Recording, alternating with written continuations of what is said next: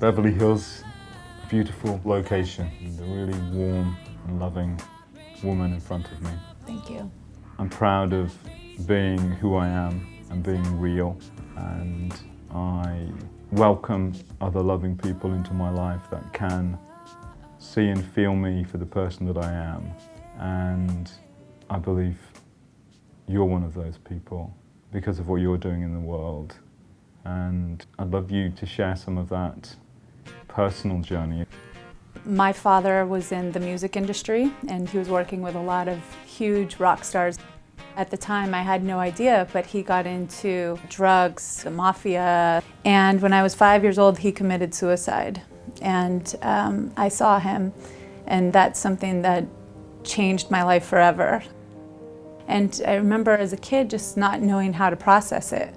So I just held it in, and it made me very tough. And sometimes when I see the things that are happening in the world, I think the most painful part for me is when I see a child that's like lost their innocence.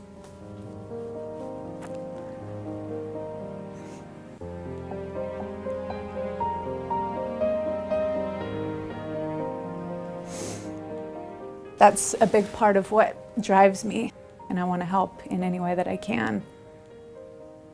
I remember someone asking me how I felt, and I remember the first thing that I said was, "I don't care." And that became a mentality that I took on until I went back and unraveled my childhood. But it was always, I had to be tough and I had to hold it together for everybody else. And my mother, shortly after, she became a drug addict.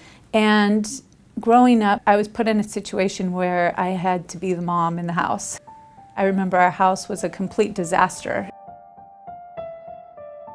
We had our electricity going out, we were on welfare, we were kicked out of so many different homes, I don't even remember how many. We went to probably about 9 different elementary schools.